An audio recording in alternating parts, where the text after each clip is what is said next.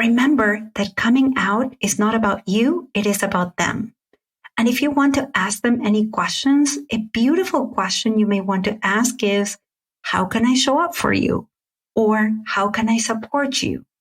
It's important to become their ally without putting pressure on them to teach you how to be their ally. I don't like to argue, so I say nothing and fume for days.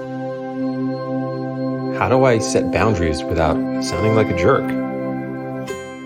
I hate the idea that I might accidentally offend somebody, so sometimes I'd just rather say nothing at all.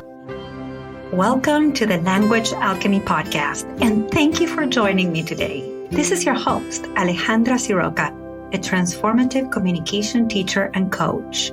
I am devoted to helping multicultural individuals and couples on the path of transformation transform their lives and relationships through conscious communication. Thank you so much for being here with me today, learning how you can communicate consciously with clarity, confidence, and compassion so that your words and actions can benefit all members of our beautifully diverse human family. And today, we are going to be focusing on the LGBTQ members of our human family and how to respond skillfully when someone comes out to us. This episode is related to last week's episode 103, in which I shared about the history of the idiomatic phrase to come out. And I also taught you 3 mistakes you need to avoid when someone comes out to you and lets you know that they identify as lesbian, gay, bisexual, transgender, or queer. In the previous episode, I shared that when someone comes out to you, they're taking a big risk. And it's up to us to respond in a conscious way that helps that person who's coming out know that we value them, that they're safe with us, and that they can be who they are and still belong with us. So in this episode, which is going to be very practical, I am going to offer you 6 response do's when someone comes out to you. So let's get into it.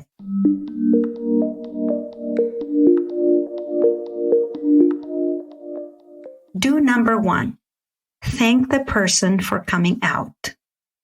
You know that I don't teach communication formulas. In fact, if you listen to episodes 101 or 102, and you heard about the language alchemy communication principles, principle number 5 is that there's no one-size-fits-all communication because communication depends on the context, the audience, and the intention.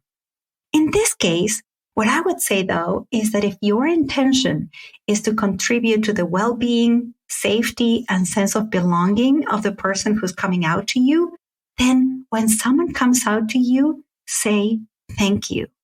So you can say something like, thank you for telling me who you are, or I appreciate your sharing something so important about you with me. Or maybe you can say something like, I'm grateful you told me about your identity. I can imagine it took a lot of courage, and I see your courage.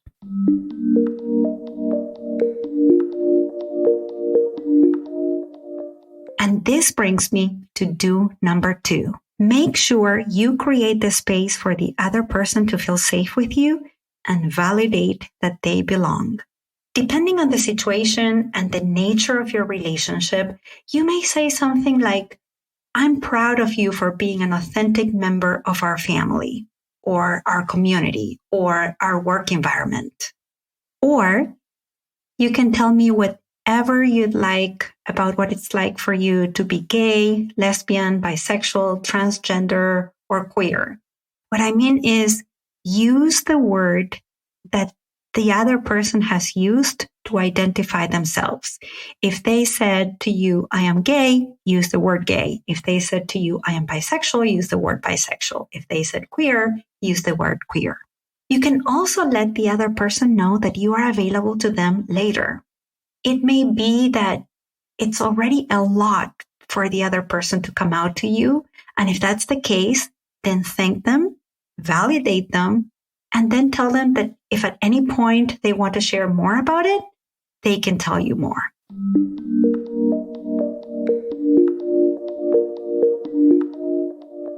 Along those lines, do number 3. Listen, listen, listen.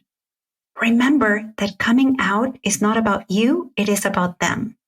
And if you want to ask them any questions, a beautiful question you may want to ask is, how can I show up for you? Or how can I support you? It's important to become their ally without putting pressure on them to teach you how to be their ally. For example, if they ask you to call them by a different name you've used for them, or to use a different pronoun to refer to them, a way of being an ally is to use that name or that pronoun.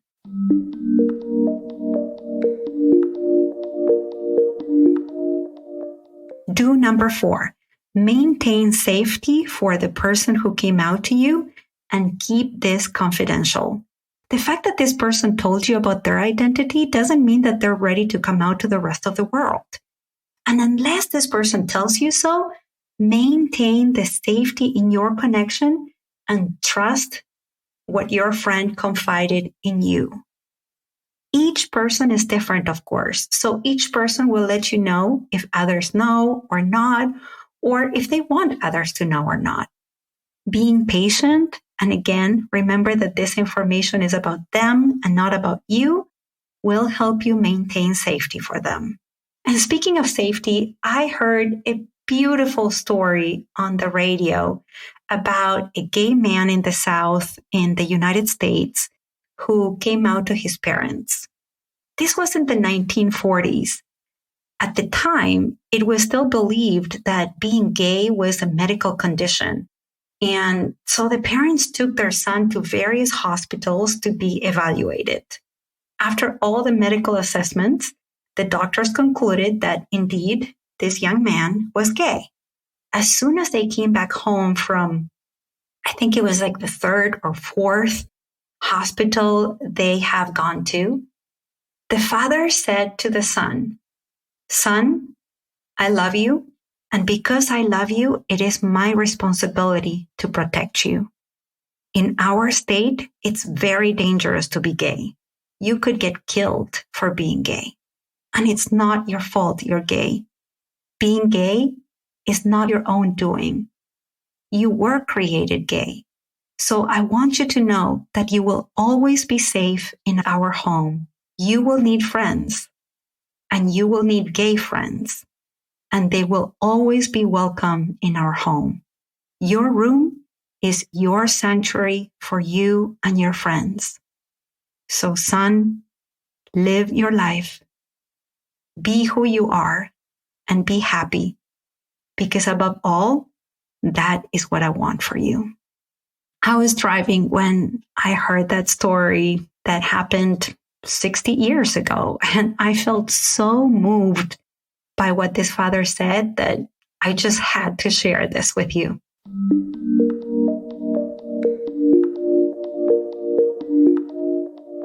Do number 5.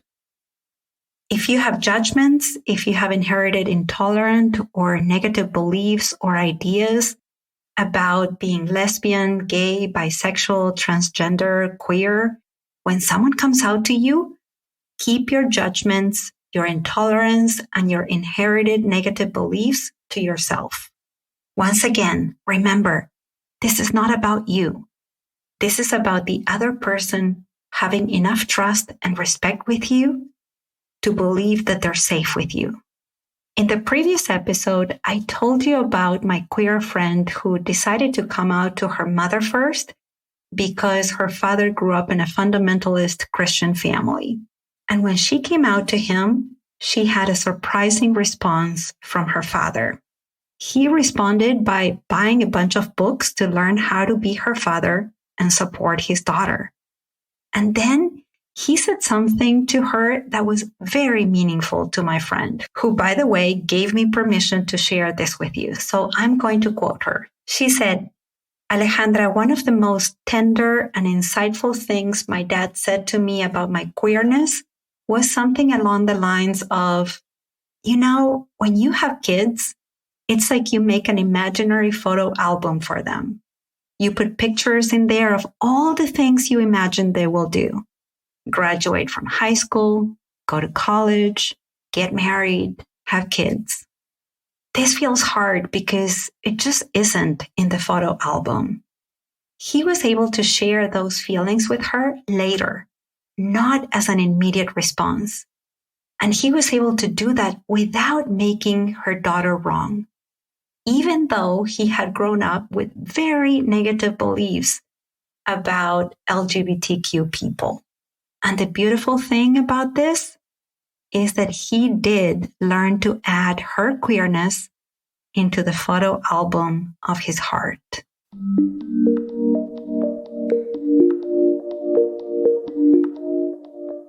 Do number 6.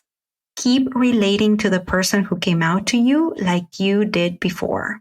What do I mean by this? If you used to go to lunch together, keep going to lunch together. If before the person came out to you, you played a sport together or went to yoga classes together or went hiking together, keep doing those things. Doing this will communicate to this person that they belong. And another thing that communicates that they belong, if you do something with partners, if the person who came out to you has a partner, remember to include this person's partner as well. So these are 6 ways in which you can respond skillfully and compassionately when someone comes out to you.